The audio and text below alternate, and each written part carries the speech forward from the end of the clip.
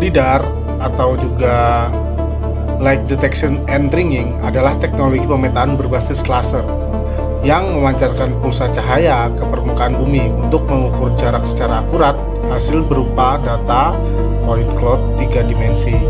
Agar hasil pemetaan presisi, data LiDAR perlu disinkronkan dengan sistem GNSS untuk posisi dan IMU untuk orientasi sensor.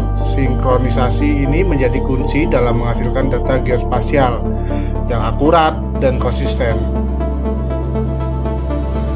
LiDAR bekerja dengan mengukur tempo pulsa laser dari sensor ke objek dan kembali lagi.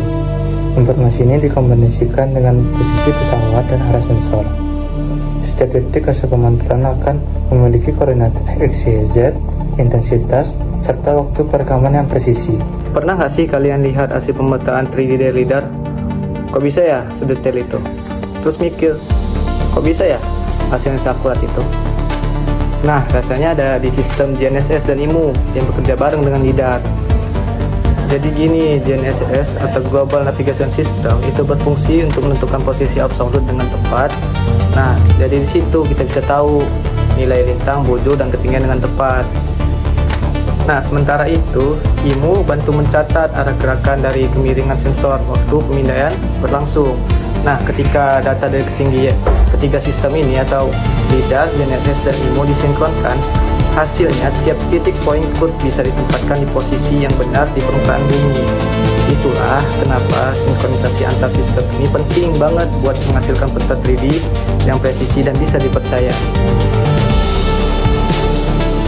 IMU atau Inner Field Measurement Unit ini bisa dibilang sebagai alat yang berfungsi untuk mendeteksi perubahan orientasi dan gerakan seperti roll, pitch, dan yaw. Nah, dari data IMU ini nanti digunakan untuk mengoreksi arah pancaran laser supaya hasil pengukuran tetap akurat meskipun pesawat dan kendaraan sedang bergerak. Dengan begitu, arah laser tetap sesuai dengan posisi sebenarnya di lapangan. Jadi tantangan utama dalam integrasi LiDAR, GNSS, IMU adalah sinkronisasi waktu atau stamping. Jadi setiap pulsa laser harus memiliki waktu yang sama, sehingga data posisi GNSS dan gerakan IMU itu sinkron. Jika terjadi perbedaan hanya beberapa milimeter atau milidetik saja, itu maka posisi titik LiDAR bisa bergeser hingga sentimeter hingga juga meter. Sinkronisasi adalah perbedaan sistem waktu antar sensor, delay, komunikasi, dan drift pada jam internal. Solusinya adalah menggunakan GNSS stamp sebagai referensi utama dan menghubungkan semua sensor ke sistem waktu yang sama menggunakan pulse per second (PPS). Dan sinkronisasi data LiDAR ini sudah pada satu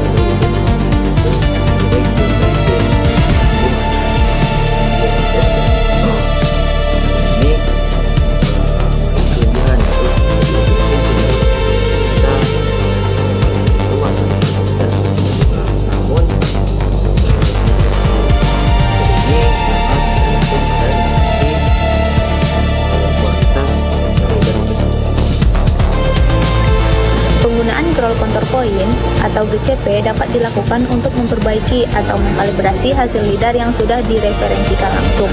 GCP memberikan titik acuan di permukaan tanah dengan koordinat pasti yang dapat membantu meminimalkan error posisi dan orientasi, terutama pada area dengan sinyal GNSS yang lemah.